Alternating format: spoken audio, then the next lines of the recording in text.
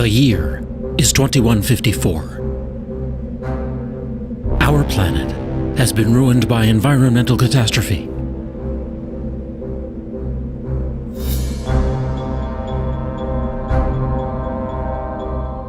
In the movie Avatar, greedy prospectors from Earth descend on the world of an ancient hunter-gatherer people named the Na'vi.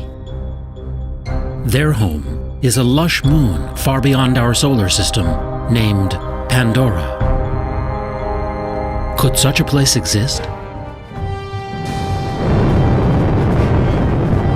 And could our technology and our appetite for exploration one day send us hurtling out to reach it?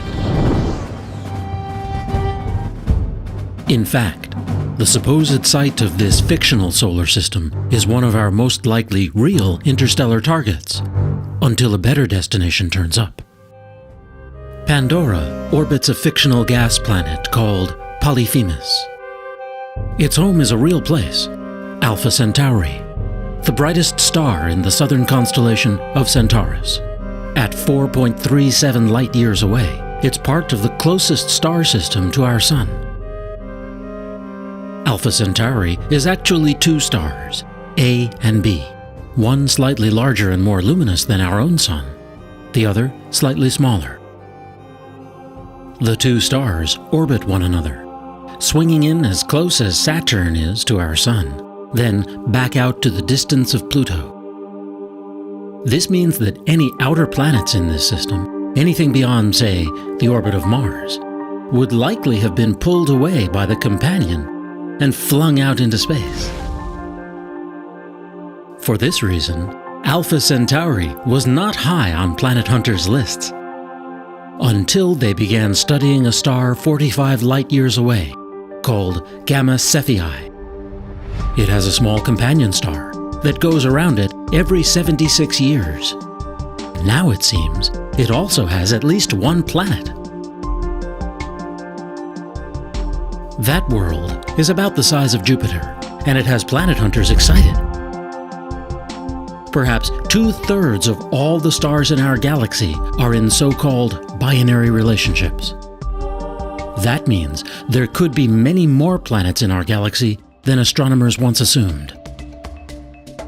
At least 3 teams are now conducting long-term studies of Alpha Centauri, searching for slight wobbles in the light of each companion star that could indicate the presence of planets.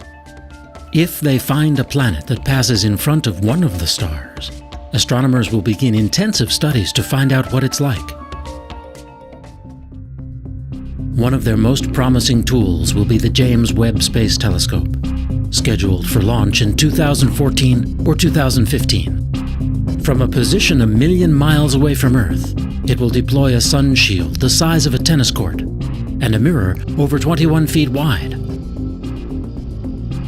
The largest space telescope ever built, it will offer an extraordinary new window into potential solar systems like Alpha Centauri.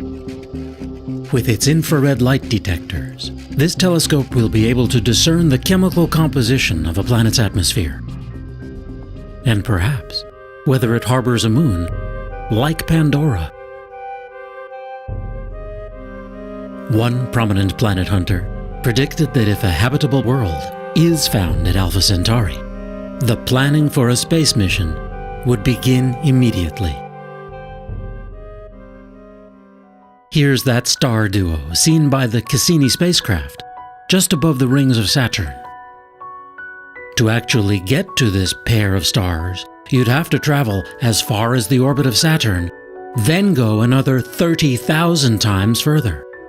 Or put another way, if the distance to Alpha Centauri is the equivalent of New York to Chicago, then Saturn would be just 1 meter away.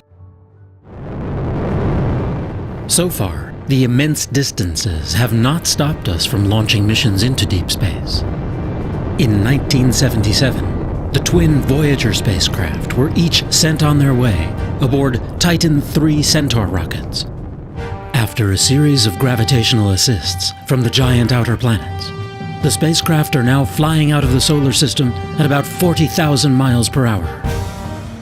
They're moving so quickly that they could each whip around Earth in just 45 minutes. twice as fast as the International Space Station. Voyager 1 has now traveled over 110 astronomical units.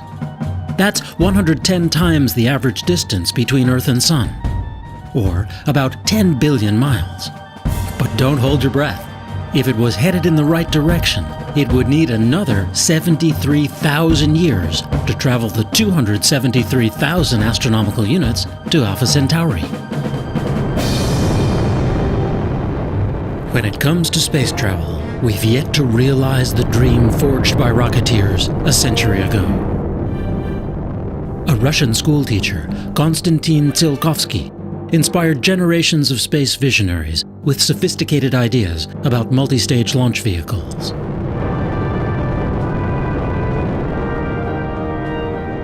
He imagined the construction of space stations in Earth orbit, and eventually vast permanent space colonies. In time, he predicted, we'd evolve into a whole new species, Homo cosmicus.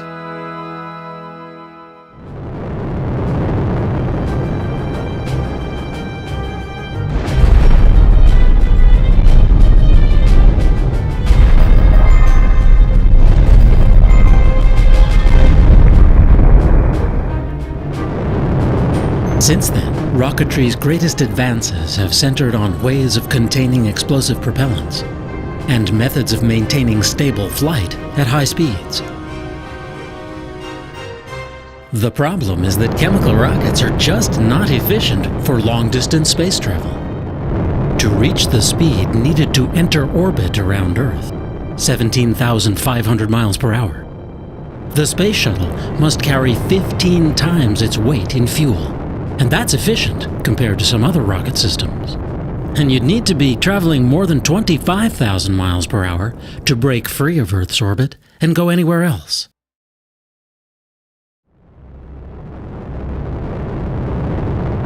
A NASA study showed that to send a space shuttle-sized craft to Alpha Centauri in 900 years would take an unbelievable amount of fuel, 10 to the 137th kilograms of rocket propellant. Suffice to say, it's more mass than is in the entire visible universe.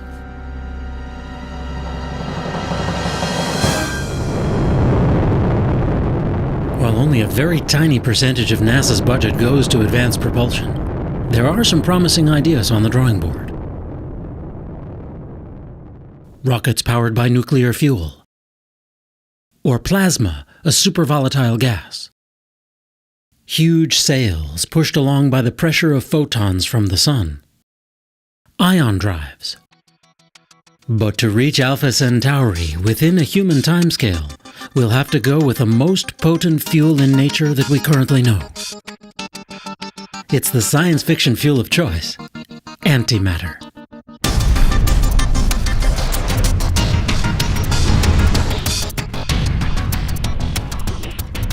In James Cameron's Avatar, hybrid nuclear fusion and antimatter engines power a mile-long interstellar spaceship.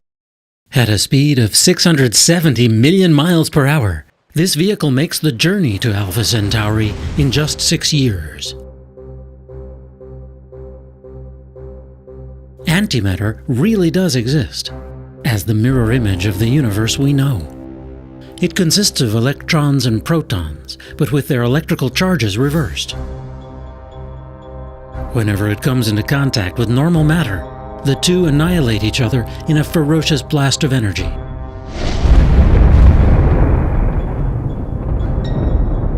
Large amounts of antimatter were created and destroyed in the fiery dawn of our universe, the Big Bang. But somehow, in one of the great mysteries in science, we were left with a universe whose visible substance is almost all normal matter.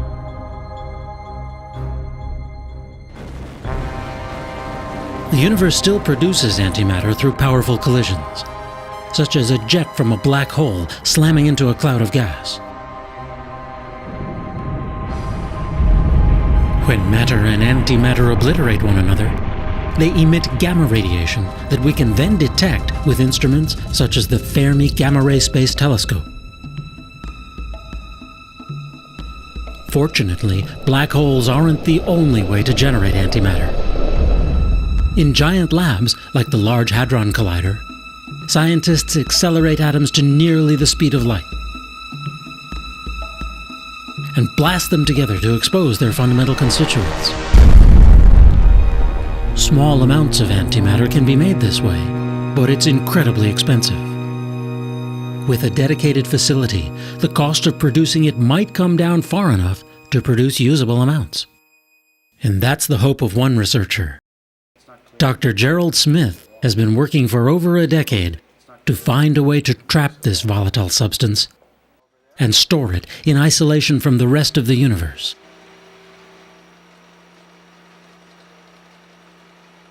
Smith and his colleagues have designed a trap the size of a cigar case. It sits within a tank filled with liquid nitrogen and liquid helium, designed to cool it down to 270 degrees below zero. Once injected into this trap, antimatter particles are suspended by magnetic fields within a vacuum as empty as deepest space. But the problem is that anti-electrons, called positrons, tend to repel each other explosively. That makes it tough to store more than a few at a time. This team now believes it may have discovered a pathway to storing large amounts over longer periods of time. Their solution lies in combining positrons with electrons, forming an element called positronium. In theory, with the right magnetic fields, these electrically neutral atoms might be held indefinitely. When released under controlled conditions, ultra-high energy antimatter beams could turn out to be ideal cancer killers, or lead to revolutionary industrial applications. Or perhaps, one day, they could power long-distance spaceflight. It wouldn't take much. Antimatter is so potent that it defies common sense. A chunk the size of a small coin could propel the space shuttle into orbit. Smith estimates that once in low Earth orbit, a human mission to Mars would take as little as 10 milligrams worth. The basic idea of an antimatter rocket is simple. A beam of positrons is released into the engine core, where it annihilates the surface of a metal plate. That creates an explosion that propels the craft forward. Another design uses a sail. A cloud of antimatter particles reacts explosively to its surface, propelling it forward.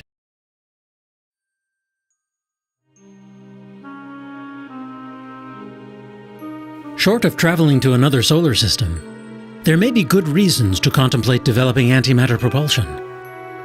A preliminary mission would speed beyond the orbit of Pluto, sending back close-up images of dark planet-like objects that ring the solar system out in the Kuiper Belt. A longer-distance probe could reveal new details about the Oort cloud, a vast realm of comets that envelops the solar system. Once out there, it could sample particles that make up the interstellar medium, or send back unique data sets on dark matter, the invisible stuff that makes up the overwhelming portion of our universe. To make it all the way to Alpha Centauri within 50 years, an antimatter probe would have to gradually accelerate to around 10% the speed of light. That's 67 million miles per hour. It would then gradually decelerate as it approached its destination. At those speeds, hitting even a grain of dust could destroy the spacecraft, so it might be best to slow the journey down to a century or more. It's safe to assume for now that we would only send a probe to Alpha Centauri if we discovered a habitable world. There may be other choices in our solar neighborhood. They include Proxima Centauri, a red dwarf star 4.2 light-years away that may be gravitationally bound to Alpha Centauri. Beyond that, not quite 6 light-years away, is Barnard's star. Or there's Lalande 21185, a red dwarf 8.3 light-years away. we already know it has 2 Jupiter-sized planets. There are at least 22 stars within 12 light-years of Earth. And any way you look at it, the first interstellar voyage will be a quantum leap for humanity. The urge to reach out to distant horizons, to climb the highest peaks, to push ourselves past our perceived limits, seems to be a vital part of what makes us human. Yet, explorers of old set off not just because it was there. At times it was greed, hunger, fear, or despair that propelled them outward from their homelands and allowed them to endure their long journeys. Whether we attempt to make this leap to the stars may come to depend on how we regard this planet. To the physicist Stephen Hawking, the journey is imperative. "I don't think the human race," he said, "will survive the next 1,000 years unless we spread into space. There are too many accidents that can befall life on a single planet." Indeed, we can't foresee the impact of wars, social upheaval, or the course of human civilization in coming centuries. But today, we can see the often conflicting trends that could one day propel us out into the interstellar void. On one hand, the technological advances that might make such a mission possible could revolutionize many other aspects of life on this planet. The ever-increasing rate at which numbers of transistors can be placed inexpensively on computer microchips has become a metaphor for the advance of all technologies in this century. From a few thousand transistors on the first printed circuits of the 1970s, computer chips now have billions etched onto their surfaces. Even that number could seem amazingly small in another few decades. Many observers forecast a steep rise, even an acceleration, in the pace of invention and basic research, and for whole new solutions to the problems of energy, food production, health, and more. On the other hand, major periods of scarcity may loom. In the 20th century, the world saw the largest increase in its human population, from less than 2 billion up to 6 billion. The world's population is now around 6.8 billion. It's expected to reach 9 to 10 billion by the year 2040, with the biggest gains in Asia and Africa. According to a recent UN report, the world will have to produce 70% more food by the year 2050, and at least that much more energy to sustain its population. The scarcity of just simple clean water in some regions is already frightening. Now throw in environmental impacts, like rising sea levels, or the spread of deserts linked to a gradually warming climate. The culprit, to most scientists, is rising emission of greenhouse gases like carbon dioxide since the start of the Industrial Revolution. This map charts rising temperature readings from the year 1885 through to the present. In some places, they've gone up by as much as 2.5 degrees Fahrenheit. Computer models project the trend out to the end of this century. Depending upon population growth, energy use, and conservation, temperatures could rise anywhere from 2 to 11 degrees more. Will technological advancements allow us to halt the degradation of our natural environments and increase the carrying capacity of our planet? Will we find ways to mitigate the impacts of war, natural catastrophes, or political upheavals? No doubt, if or when we launch our first mission beyond this solar system, the occasion will spur reflection on who and what we have become as a people, as a planet, just as the first missions to the moon and our neighboring planets once did. At first, we'll send a probe designed to relay basic information on what's there. on a world whose light we have only studied from afar. As this cosmic emissary makes its way across the void, we on Earth will continue to struggle in our pursuits of happiness and prosperity, or of mere survival. When it arrives, we'll scan the data for evidence of a world like our own, one that may harbor life.